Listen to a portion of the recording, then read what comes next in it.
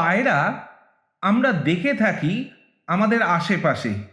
পায়রাদের ক্ষেত্রে একটা বিশেষ ব্যাপার হলো শত শত কিলোমিটার দূরে ছেড়ে দিলেও পায়রা অবিশ্বাস্যভাবে নিজের জায়গায় ফিরে আসে। কিন্তু তা কিভাবে?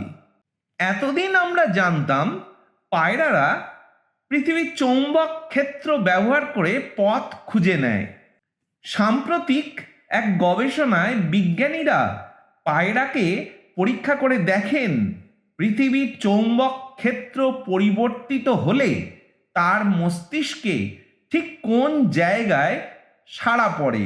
বিজ্ঞানীরা পরীক্ষার সময় পায়রার চারপাশে কৃত্রিমভাবে চৌম্বক ক্ষেত্র ঘোরায়, ঠিক যেমন পৃথিবীর চৌম্বক ক্ষেত্র স্বাভাবিকভাবে দিক বদলায়।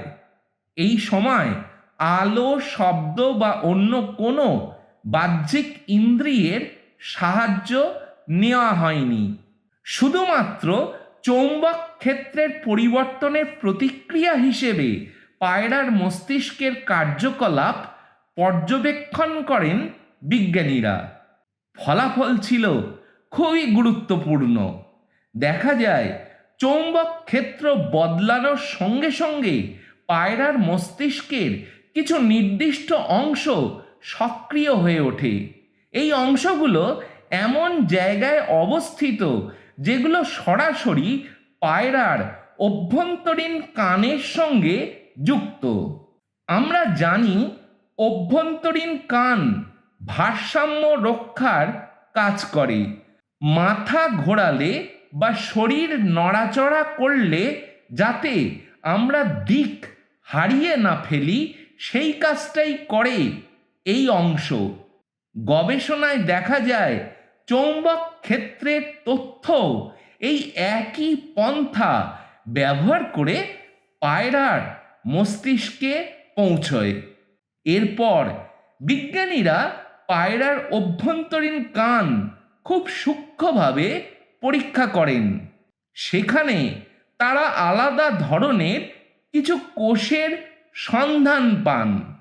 পৃথিবীর চৌম্বক ক্ষেত্র যখন বদলায় তখন পায়রার অভ্যন্তরীণ কানের ভেতরের তরলে সামান্য বৈদ্যুতিক সংকেত তৈরি হয়।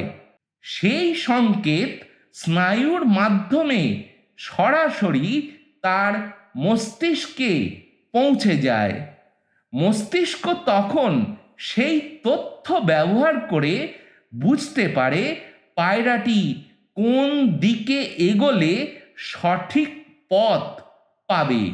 আর এই পুরো প্রক্রিয়াটি আলো বা তার চোখের ওপর নির্ভরশীল নয়।